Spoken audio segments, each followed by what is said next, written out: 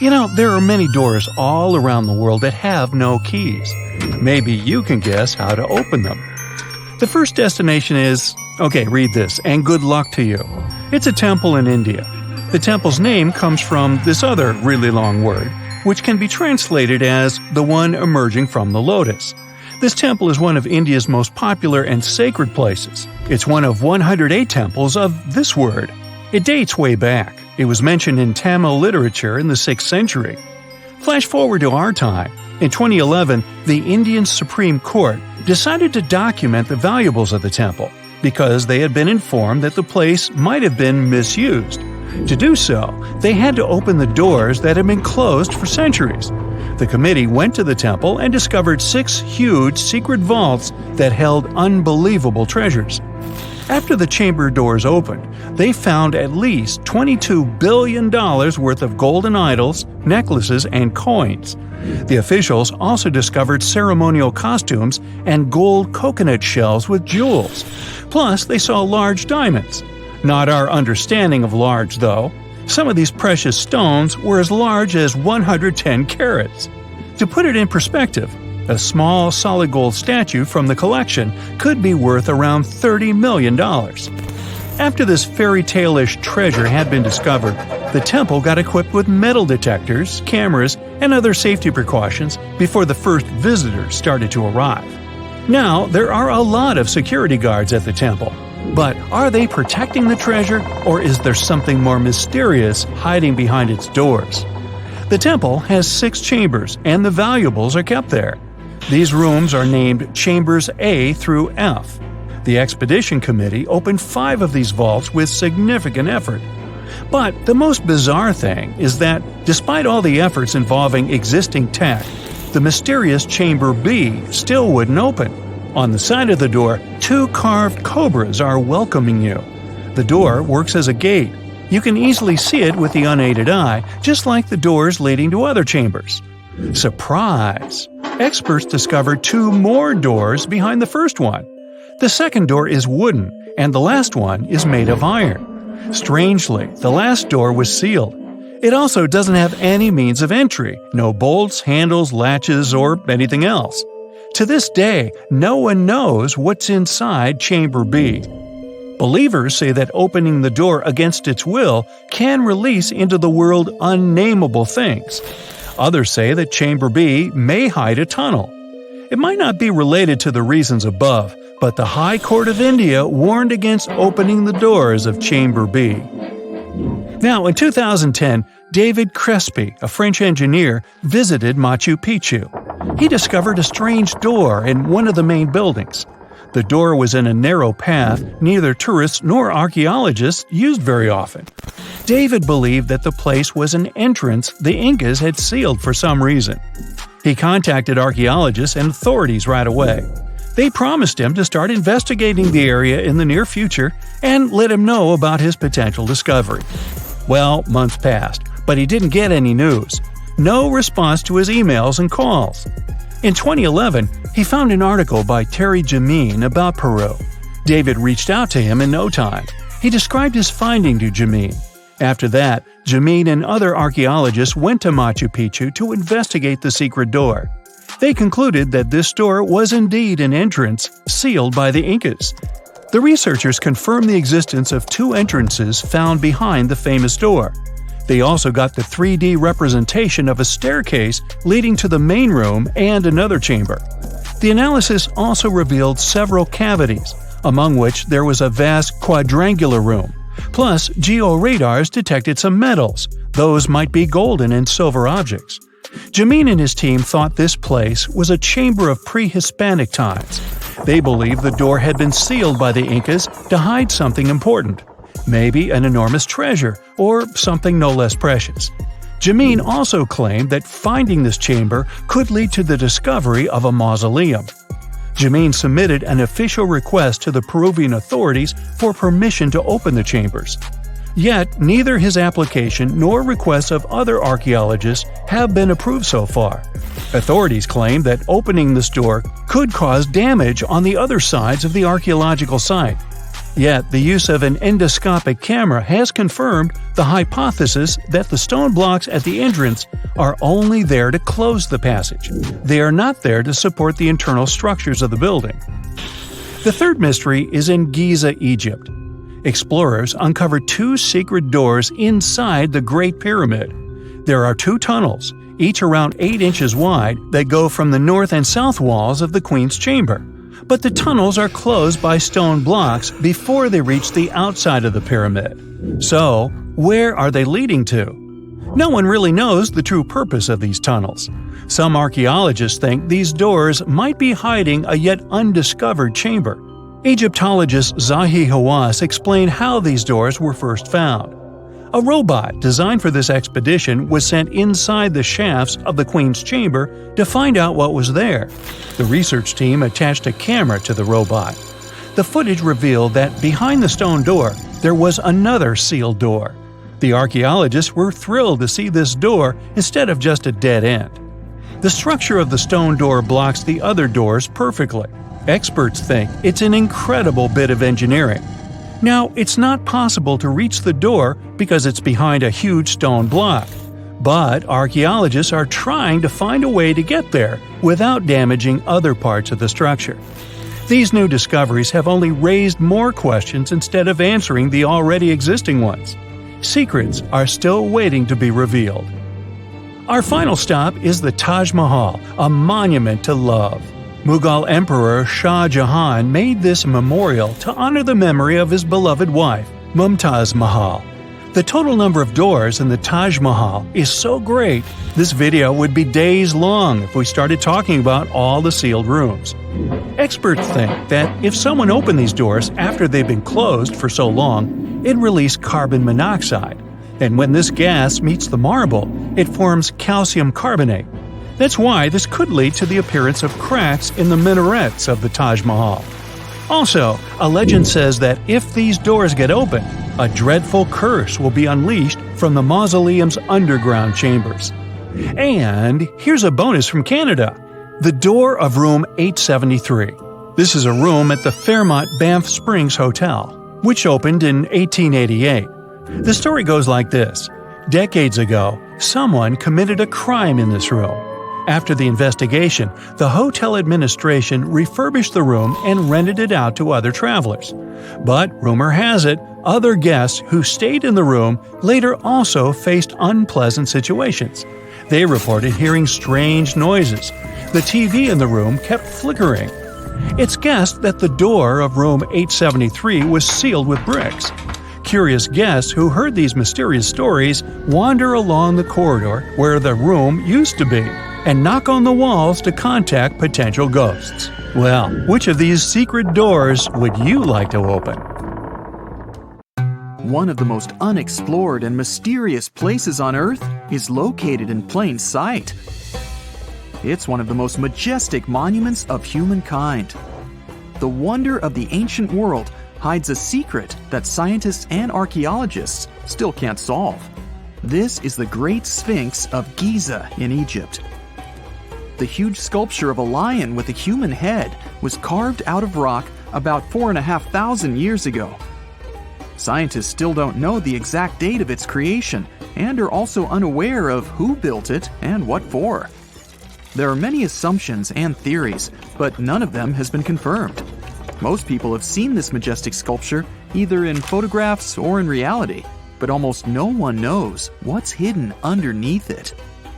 The statue of the Sphinx was carved from a single piece of limestone.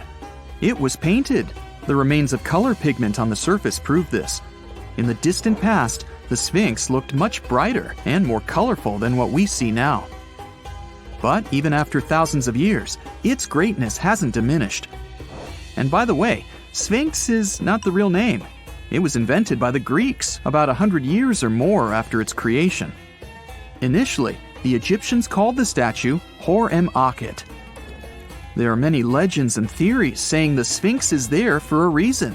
It's like a watchdog that guards the tomb of the pharaoh and the secrets of ancient Egypt. These legends become more plausible when archaeologists discovered hidden entrances at the feet of the Sphinx. They believe that these secret passages are the beginning of the tunnels leading to the halls with treasures. You can find a lot of stories on the internet that claim the Sphinx hides the Hall of Records, a repository filled with ancient and secret knowledge. One of the main artifacts of this repository is supposed to be the records of the ancient mythical state of Atlantis. According to legends, the entire library from this city was moved under the Sphinx. The entrance to this library must be located next to the Sphinx's right paw. Many archaeologists tried to find this entrance, but came away empty-handed. Also, there are many images with detailed diagrams of the underground city that consists of a network of tunnels and chambers under the Sphinx. Someone says there are structures as tall as 12-story buildings hiding underground, but there's no evidence of this. Archaeologists, even after millennia, continue to explore the mysterious sculpture. At the same time, many Egyptians don't want to learn more about the Sphinx. They're terrified of awakening something supernatural. In 1998, scientists discovered tunnels leading to empty caves under the Sphinx. They found evidence of earlier excavations there. It's quite possible that someone managed to find the treasures and take them away. Some people believe Egyptians found some kind of artifact under the Sphinx that has the power of unknown advanced technologies. The artifact is so powerful that it can change the course of history. Of course, most theories are just fairy tales of conspiracy fans, but it's a confirmed fact that the Sphinx hides a system of caves and rooms.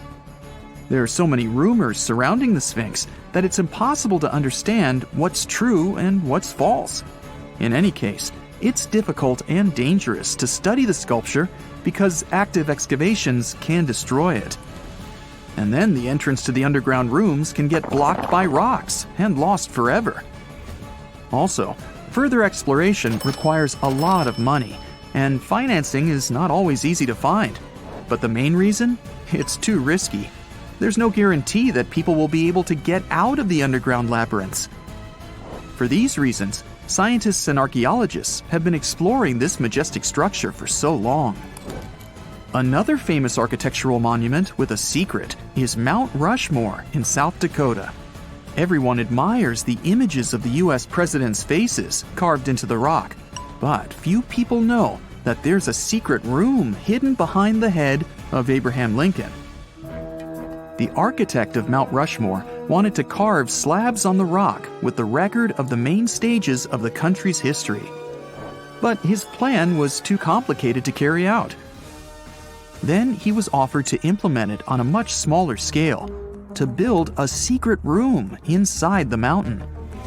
The idea was to save this knowledge so that future generations will always remember the history of their country. Unfortunately, the architect didn't have time to finish his work. The construction stopped for several decades. But in the late 90s, the project was resumed. Porcelain enamel panels depicting the history of the U.S. were placed in the room. It's possible that these plates will be stored there forever.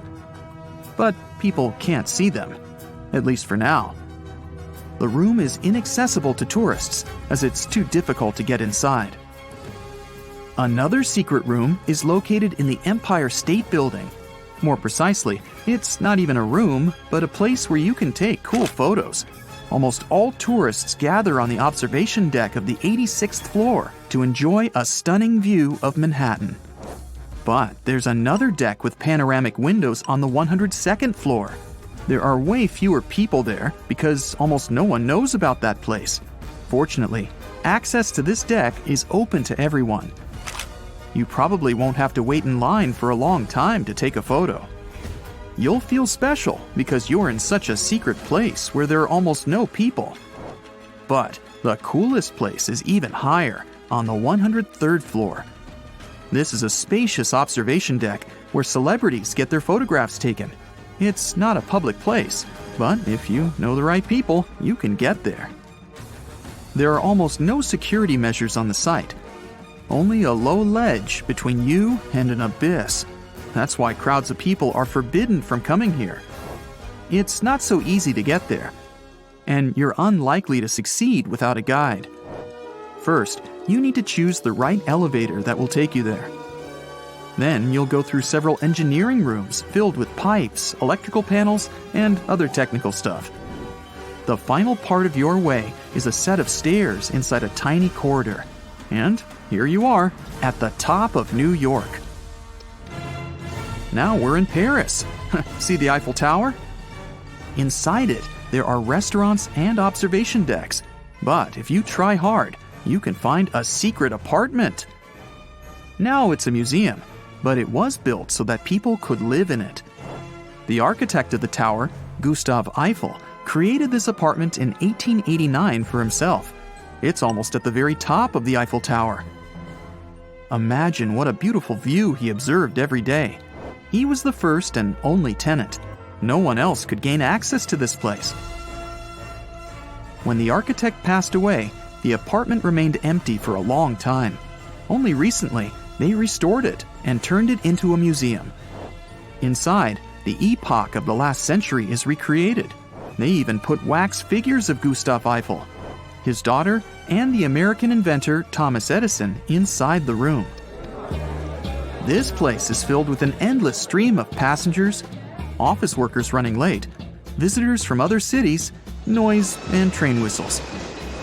At Grand Central Station in New York, among all these sounds, you can hear the sound of a ball hitting a racket, if you're in the right place. A real tennis court is hidden inside New York Central Station. It belongs to a tennis club that arranges corporate games for employees of many companies. The club was opened in the 60s. Now we're moving to London, Charing Cross Road. It isn't easy to find one secret place here. To do this, you need to look carefully at your feet. Do you see these sewer grates in the asphalt? Inside them, you can notice two signs with the name Little Compton Street. Yeah, there's another street right below you. It disappeared from all maps at the end of the 19th century. Charing Cross Road was built over it. The identification signs that you see are part of old engineering tunnels. There's another interesting place in London. It's located in the southeast corner of Trafalgar Square. At first glance, it looks like a thick lamppost, but there are too many tourists walking around. You come closer and realize that one person can easily fit inside the post. The lamppost belongs not to an electrician, but to a police officer. Yeah, this is the smallest police station in the world. It was built in the 1930s and used as a watch post. Officers had to sit there one by one and watch Trafalgar Square. That always attracted a lot of pickpockets and all kinds of other criminals. There are many myths around arguably the greatest structure ever built by humans, the Great Wall of China. Some say it's so grand that it's visible from space. Others claim that you can see it from as far as the moon. Other theories suggest that the builders of the wall were left inside. Well, sorry to disappoint you, but all these impressive stories are just myths. But even with those stories busted, the Great Wall of China is an impressive and truly breathtaking structure. So let me tell you its true story. Today, China is one of the most populated countries in the world, counting as many as 1.4 billion residents. It's also one of the oldest nations in the world. It has 3,500 years of continuous written history, but the civilization existed long before that. There is a theory that while the European continent, for example, was most likely reached by humans from Africa, China wasn't populated by settlers that came from somewhere else. Some people believe that the Chinese civilization got formed from local Stone Age people who lived on the territory since the prehistoric period.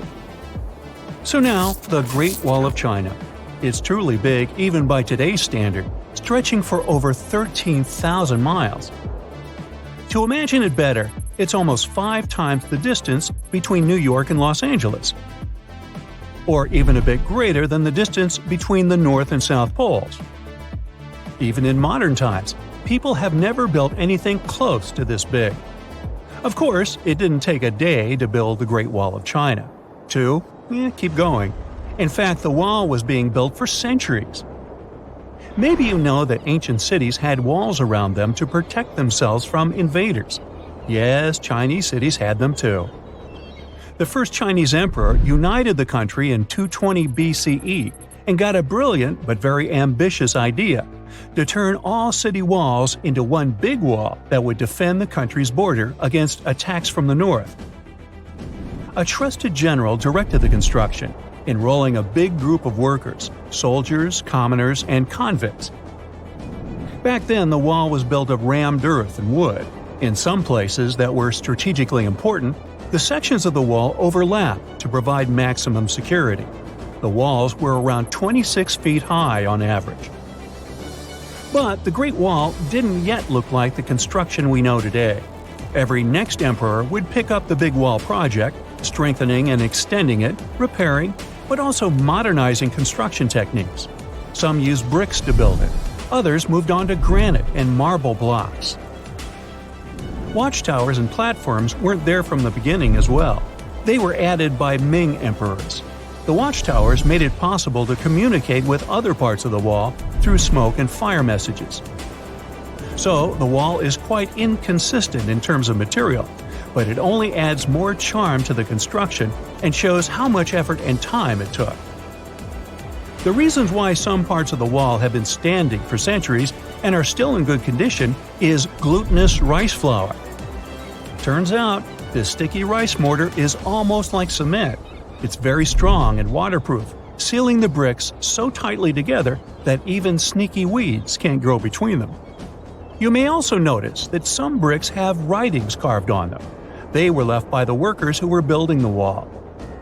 The purpose of those writings is quality assurance. They contain such information as location, quantity, and responsible officials. So, in the case of some problems with the quality of materials or constructions, it would be known who should be held accountable for it. Recently, a research group has looked through official historical documents of the Ming Dynasty that ruled China from the 14th to the 17th centuries. They came across records of secret doors in the Great Wall, so they decided to find them. They used a flying robot to capture continuous centimeter resolution photos of the wall. They photographed 90% of the wall that was built during the Ming Dynasty and discovered the remains of over 220 secret doors along the wall. Some of them have a specific width and height that allows only one person to go through. Others are large enough to allow 2 horses to pass at the same time. Why are the doors there? Well, the Great Wall's main goal was to protect the country from the enemy. Building doors that could let the enemy in would undermine the whole point of having a wall. So, of course, the doors were secret passages. They perfectly matched the surroundings topographically, and the exit on the outside was camouflaged with bricks so that it was almost completely indistinguishable from the brick wall. The wall was never just a defensive wall, and it was never completely closed. It could be opened on demand. It was also a structure used for trade and commerce, communication between inside and outside the wall, and of course, for defense and spying. Some doors were used for trade with the other side. Through smaller doors, a person would sneak out to spy on the enemy that lived on the other side. The hidden gates were also useful for a sudden attack. As you remember, some gates were camouflaged with brick on the outside. The exit was so indistinguishable that the enemy had no idea exactly where it was located. The inside entrance for Chinese soldiers was hollow, so they could walk through the wall and break the camouflaged exit gate from the inside, starting their surprise attack. Now, even though the main point was to prevent outsiders from getting into the city, the wall wasn't too effective on that matter. It could still be climbed over or marched around.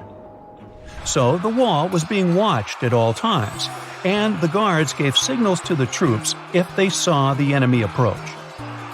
Also, the wall provided more time to mobilize and bulk up the country's forces or lure the enemy troops into a difficult strategic position. The construction stopped at the end of the 19th century. The wall lost its strategic and military importance due to technological advances. Over the centuries to today, Only 8% of the Great Wall is in good condition, and the rest is damaged. Also, around 1/3 of the wall has disappeared without a trace, due to both natural erosion and human damage. I guess you could say it's now just a pretty good wall. As you remember, the first parts of the wall were built out of rammed earth and wood. These are not the most unfailing materials if we're talking about thousands of years. Also, destructive farming methods have turned large areas into a desert and contributed to erosion. Also, many bricks were taken away from the wall in the last century to be used in building farms and houses. The wall is being deconstructed stone by stone even today, but this time by tourists. Quite a few of them take a stone as a souvenir. That's a total of a lot of stones, considering that over 10 million tourists visit the Great Wall every year. Since 1987, the wall has been a UNESCO World Heritage Site, highlighting that it has an outstanding importance to humanity. The wall is one of China's 56 World Heritage Sites, second place among countries with landmarks protected by UNESCO. Who's first, you ask? Well, the top spot, with 58 World Heritage Sites, belongs to Italy. And do you know that the wall isn't only a famous tourist attraction, but also the location of the Great Wall Marathon? It's a marathon that was established in 1999 and is one of the most challenging ones in the world. You guessed right, people run along the wall, including all the steps. There are 3 distances, so that participants can run a full marathon that is 26 miles, a half marathon that's 13 miles, or just have a fun run of 5 miles. You find yourself at a food fair in Iceland when you see it for the first time. Volcano bread. You eat a slice and oddly enough, it actually tastes good. Unsure of how this works, you check out the baking process. Is this kitchen really strange looking, or is it just me? The baking spot is in nature, specifically in a hot springs field. You better watch your steps so you don't get burned by the hot vapor jolting from the ground. Now, a local baker shares their traditional rye bread recipe with you. Rye flour, check. Yeast, check. You mix it all together and pour it into a metal pot. Next on the list is digging the hole where you'll place the pot to bake. You dig for about 16 inches until you can see the water bubbling from the ground. If you want to do it like a local, you'll use your finger to check the water temperature. Yikes, that's hot. Actually, the ground is heated by lava. Iceland is one of the most volcanic regions in the world, with over 30 active volcanoes at any one time. After you bury the bread in volcanic soil, you leave it there and wait 24 hours until it's ready. The next day, the bread is fully baked and super tasty. And the best part is, you just participated in an ancient Icelandic tradition.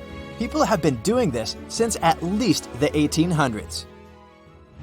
Imagine it's your first day of work in a museum, and your assigned task is to clean the mask of Tutankhamun. You grab your cleaning utensils and then, oh no, this can't be happening. You just broke Tutankhamun's beard. I never wish this to happen to anyone, but this is actually a true story. Back in 2014, an employee at the Egyptian Museum knocked off the beard of Tutankhamun's mask and glued it back on, hoping no one would notice. This mask was discovered in 1922 and is considered one of the 10 symbols of our human civilization.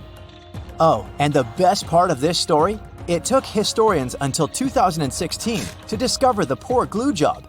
So, if you visited the museum between 2004 and 2016, maybe you saw the glued beard. If I say Sahara, what comes to mind? An infinite desert landscape, right? Well, according to scientists, the Sahara isn't always a desert. From time to time, it becomes green. But you probably won't be seeing this in your lifetime. Every 10,000 years, the Sahara lives through a humid period, where the sand gives way to lush green vegetation and sparkling lakes. This happens due to a tilt in the Earth's axis, which affects different weather patterns around the globe. Can you imagine the Sphinx surrounded by rainforest? It's mind-blowing. And speaking of the Sahara, say you traveled back to 1800 BCE. If you timed it right, you might get to see the construction of the so-called Black Pyramid in the city of Dashur. These are not the famous Giza pyramids, but they serve the similar purpose of being a final resting place. In 1892, archaeologists excavating the area found an important part of the Black Pyramid that was lost for centuries. The benben, also called a pyramidion, was the tip of ancient Egyptian pyramids. A benben consists of a solid block, usually made of limestone. Most of them were covered with gold and reflected the first rays of light from the sun every day. Can anyone get me a time machine, please? Remember when you ate something really spicy, your cheeks turned red? Apparently, that can happen to birds too.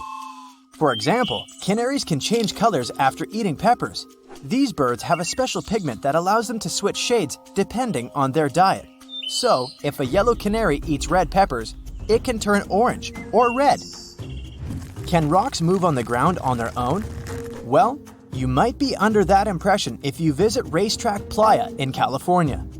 The site is a dry lake bed and home to one of the world's strangest phenomena, the so-called sailing stones. Think 100-pound rocks moving around alone, leaving behind trails as long as 1,500 feet. They were discovered in the 1900s, and until recently, no one was lucky enough to be on the site while they were moving. It was only in 2014, after much observation and research, that scientists solved this mystery. The sailing stones appeared because of the perfect balance between wind, ice, and water. When it rains, the water that falls on the ground freezes and forms a coat of ice above the ground. If it's windy, the rocks are easily pushed around, sailing along the lake bed. But hey, if you ever visit Racetrack Playa, don't disturb the rocks. On the western coast of France, you'll find the vacation hotspot known as the island of Ré.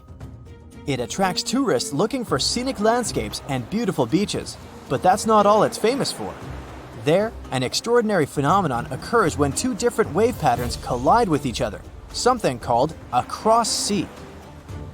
It's almost as if the sea were a checkerboard divided into hundreds of squares. And no, it's not an optical illusion. A cross sea only happens in places where different quality waters meet. For a tourist to see the cross sea in Ré, this probably means that there was a storm in a different sea nearby. This stormy water travels with the help of currents and meets the water of Ré, creating these oddly shaped riptides. Oh, and apart from this island and Israel, there's nowhere else in the world where you could see such a thing. The following sight will either give you goosebumps or make you marvel at its weirdness. I'd say it depends on the time of day you visit. Next to the small town of Gryfina in Poland, you'll find a very unusual sight, a pine tree forest where each tree is bent at its base. If you visit during the daytime, I guess you'll be fascinated by these trees' sharp 90-degree curves. You can even use their trunks as a stool if you decide to have a picnic, for example. But visiting the site at night will most likely give you chills. A thin layer of fog hovers around, making the forest seem quite unwelcoming. Scientists still can't explain why the trees are the way they are. So, are you a daytime or nighttime visitor? You went for a hike and suddenly encountered a big cloud of fog. This may ruin your photo ops, but there's one thing you can hope for. Foggy days are the perfect conditions for a phenomenon called fog bow, otherwise known as a white rainbow. This happens because of numerous tiny water droplets that cause fog, smaller than 0.002 inches. So, instead of the multicolored bow, you get a transparent one, with red outer edges and a bluish inner edge. Now, say you're roaming in a little town in Europe, appreciating the century-old buildings and good summer weather. You feel hungry and decide to type into your Google Maps the name of that restaurant your friend recommended. It's only 10 minutes away by foot. You follow the blue dot on your GPS and arrive at your destination, quick and easy. We all love this free piece of technology, don't we? But what if I told you that the US spends over $2 million daily to maintain the satellites to make it work? Yep, that's the price. And to implement it, they spent over $12 billion US. Have you ever heard of something called a natural snowball? This could be proof that nature is really perfect. In 2016, the beaches of the Gulf of Ob in northwest Siberia were filled with rows of giant snowballs. Think balls measuring up to 3 feet across. This rare, yet beautiful natural phenomenon happens when small pieces of ice are rolled by strong winds and water. The further they roll, the more ice they gather, and the more that ice is polished. They end up as giant, perfectly shaped snowballs. They look pretty amazing on their own, but it's quite a sight when hundreds of them are together. This summer, you finally decide to go on that once-in-a-lifetime round-the-world trip. The first stop of this exciting adventure is in Europe. You start your journey in Italy, the country of pasta and pizza and delicious gelato. Ah, there it is, the world-renowned Leaning Tower of Pisa. You buy your ticket and get inside the crooked monument. You're about to climb 251 slippery stairs, so watch your step and don't forget to breathe. The white marble stones are astounding, and from time to time, you peep outside to enjoy the view of the city. Congratulations, you've made it! You've reached the top of the bell tower and can take all the selfies you want. The Leaning Tower of Pisa is one of Italy's most iconic landmarks. During your hike up the stairs, a guide tells you it's actually a medieval monument. It was built between the 12th and 14th centuries, taking over 200 years to finish. And in case you're wondering if it's always been tilted, I can say without a doubt, yes it has. Once they finished the third floor, the bell tower started sinking. The thing is, the very name Pisa comes from the Greek word that means marshy land. The ground there is extremely soft, made of clay, mud, and sand. And architects have been trying to save the day ever since they built the tower. At the top of the 185-foot-tall monument, you take your time admiring the city. How many terracotta rooftops can you count? If you walk toward the south side of the monument, you may feel closer to the ground. This is because the Leaning Tower of Pisa tilts toward the south. At one point, it leaned almost 5.5 degrees and still didn't fall. Today, when you visit the monument, the guide might tell you the tower is leaning less. A few years ago, the world's best architects and engineers did some construction works next to the monument to keep it from falling over. They dug several tunnels and took out over 38 cubic meters of soil from under the north side of the tower. So now the tower is tilting at an angle of only 4 degrees. So, if you want to take one of those classic photos where you're holding up the tower, you better hurry. Who knows how long the tower will still be leaning? Now it's time for you to make your way to Rome. This city is basically an open-air museum, and you have to check it out for yourself. It's scalding hot, but you're lucky. Today, you're visiting the Baths of Caracalla. Are you ready for an authentic ancient Roman experience? You enter through what once was a locker room. You'll have to use your imagination. Today, you'll only see 130-foot-tall brick walls here. Romans of every class would spend an hour or two in the baths every day. They would come after a long day at work or before dinner. Imperial bath complexes, such as this one, were usually free, but you had to pay an admission fee. Leaving the locker room, visitors would stop in a heated room where they would receive oil and scrub massage. Then, some people would move on to one of 2 exercise yards. Can you see how ample they were? Here, there were elaborate marble porticos, and you can still see a few fragments of the mosaic-colored floor. If you were in the mood for something more intellectual, you could stop to listen to a philosopher or visit one of the libraries. Now we've arrived at the most impressive room, a caldarium. It was a circular hot-steamed room measuring 115 feet in diameter. It had not 1 or 2, but 7 heated pools inside. Above your head, you'd have seen a magnificent dome supported by large granite columns. The entire structure was richly decorated with multicolored glass mosaics and the finest white marble. The complex also housed an indoor Olympic-sized pool with waist-deep water. Today, you can only admire a few reddish walls made of brick and concrete. Emperor Caracalla, like many other Roman emperors, built a mega-complex, and it sure made people happy. After a long international flight, you arrive in Egypt. get ready for some camel rides and juicy dried fruits. Does anyone here love dates? You leave your hotel at dawn and make your way to the outskirts of Cairo. You drive past the Nile River toward the West Bank. Don't forget to take some pictures. In the distance, you spot a large monument. It's the Great Sphinx of Giza. Can you believe people created this monument over 4,500 years ago? Once you get closer, you see the Great Pyramids just north of the Sphinx. You learn that, unlike the pyramids, the Sphinx was carved directly from the bedrock of the Giza Plateau. Until today, it's one of the largest statues in the world, measuring 66 feet in height and 240 feet in length from paws to tail. The face of the Sphinx looks a tad beaten today, but according to archaeologists, it wasn't always like that. A Photoshop reconstruction of the Sphinx gives it a very different look.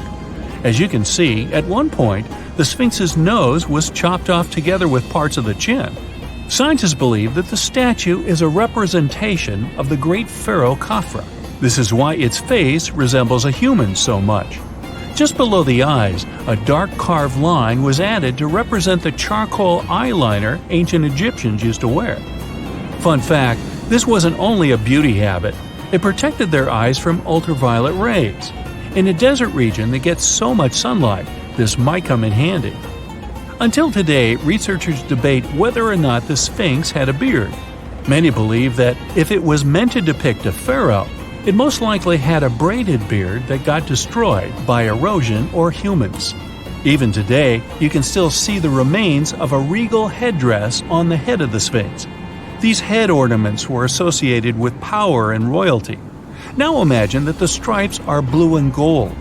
This is probably what it looked like when the monument was first constructed. There's no evidence of how long it took to build the Sphinx, but it was likely very long, as the carved details are pretty impressive. If you're lucky, your guide might take you to one of the secret chambers inside the statue. If they're real and not just a myth, I mean. The crystalline waters of Greece. Whether you arrive by boat or plane, you're in for a real treat. This is the focal point of archaeological sites. You arrive at Mandrake Marina and Port, but wait a minute, you don't see any monuments around. The Colossus of Rhodes is nowhere to be found at first glance. That's because it was destroyed long ago. Before tumbling down during a mighty earthquake, the great statue was considered one of the 7 wonders of the ancient world. If you saw the Colossus in a picture, you would probably mistake it for Lady Liberty. Well, that's actually not a coincidence. Apparently, there's a connection between the Statue of Rhodes and the Statue of Liberty.